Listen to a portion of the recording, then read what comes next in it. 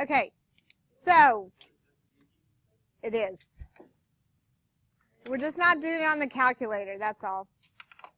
Okay, so we've been solving systems of equations, and we did it graphically, substitution, elimination, and then we used the calculator to do when there were 3 variables, right?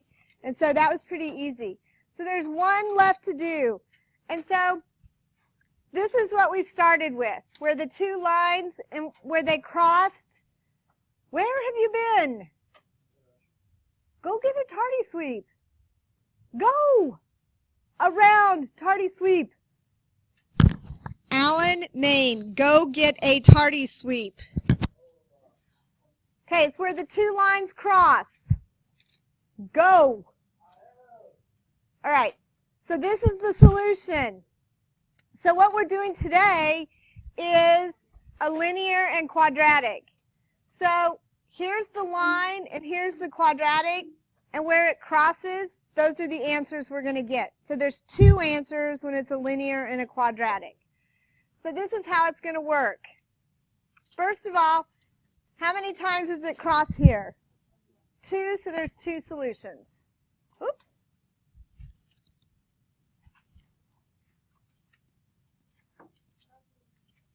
It doesn't cross, so it's no solutions. And there's only 1 point here, so it's 1 solution.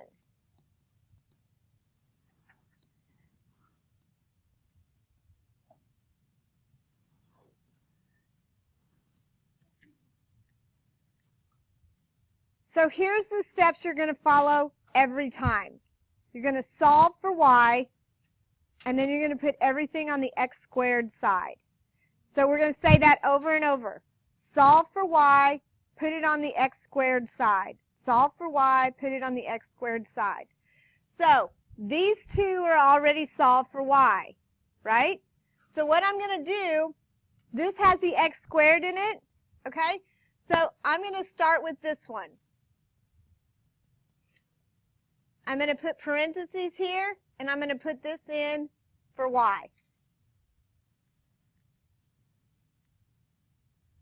What are you doing? I am speaking. You don't get out of your chair while I'm speaking unless you want to get punched. So this goes here.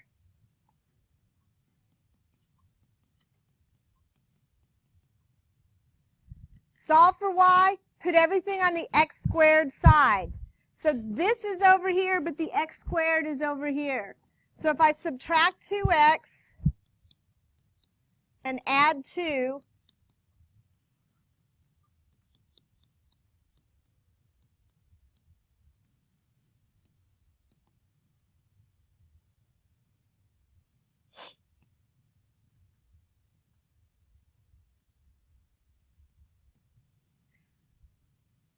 I have x squared minus 3x minus 4. Get the pencil up there and write.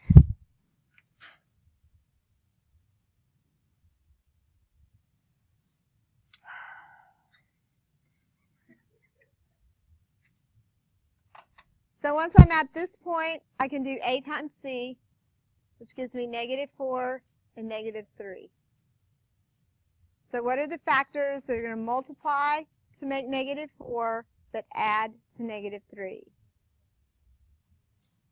-4 and +1. So this is where some of you were making some mistakes, so watch. So these are what I put in the factors, right? I get 0 equals x minus 4 and x plus 1. But what happens when you set this equal to 0? What does the x become? +4.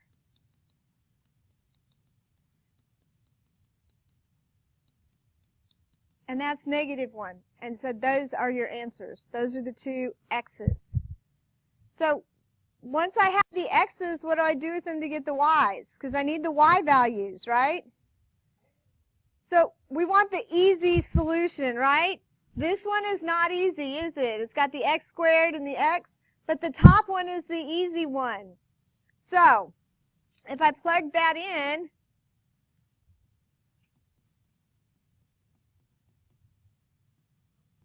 I'm going to get 8 minus 2 is 6. So this point is 4 and 6. And if I put the negative 1 in,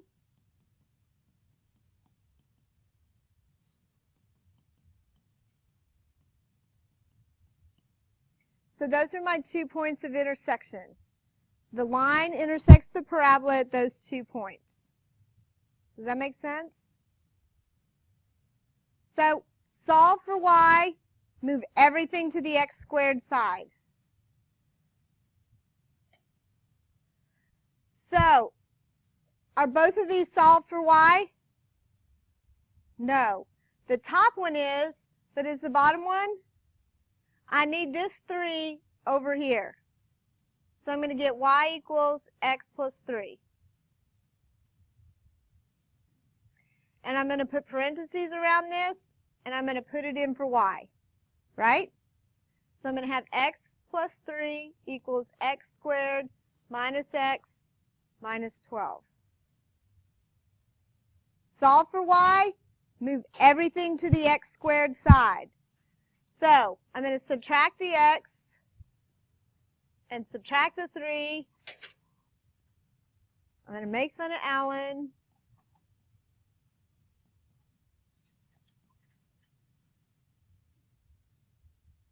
I'm going to put that in a frame. So once I get here, I'm ready for a times c, which is 15 and negative 2. So what multiplies to 15 and adds to negative 2? Oh, it sure is. Thank you. I love how some of you are nice and some of you are not. That's nice. Thanks. So it's negative 15. So what do you, negative 5 and 3. So when I do this,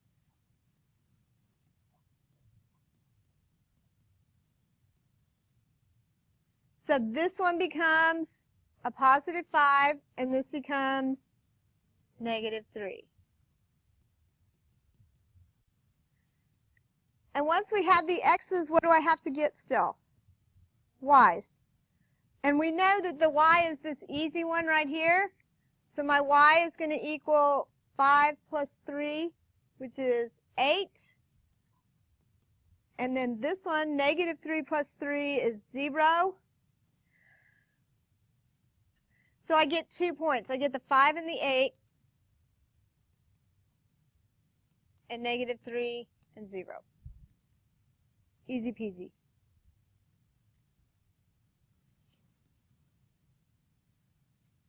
So, solve for y's, right? Get the y's by themselves. So, on the top one is the y by itself. How about the bottom one? So I have to move this to this side, right? So I'm going to start with, I'm going to put that in parentheses and put it for the y.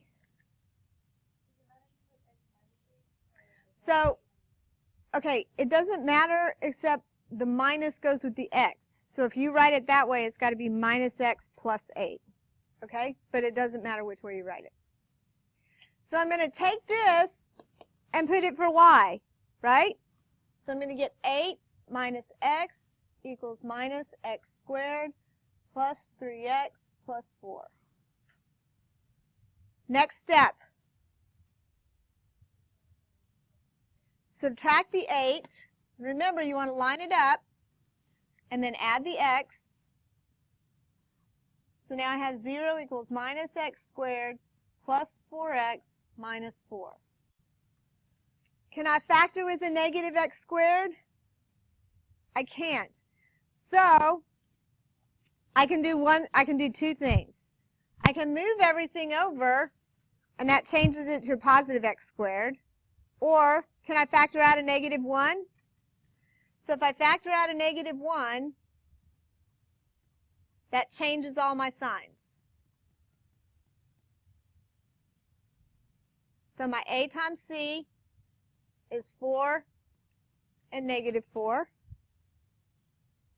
So So what are the factors going to be? Negative 2, negative 2. So here I get x minus 2 .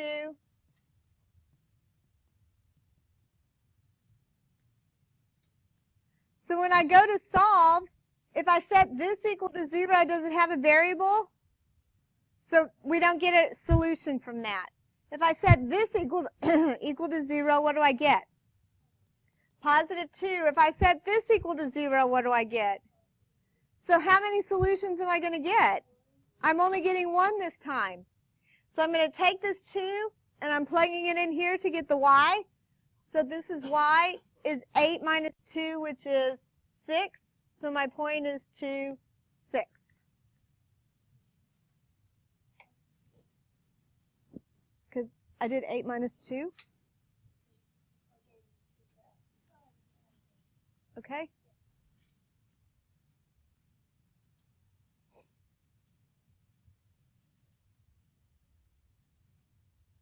Okay, you all try this one.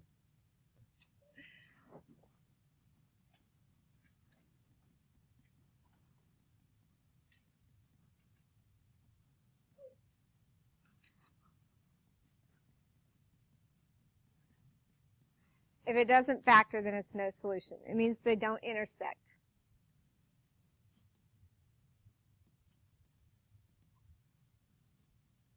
Is that your last example?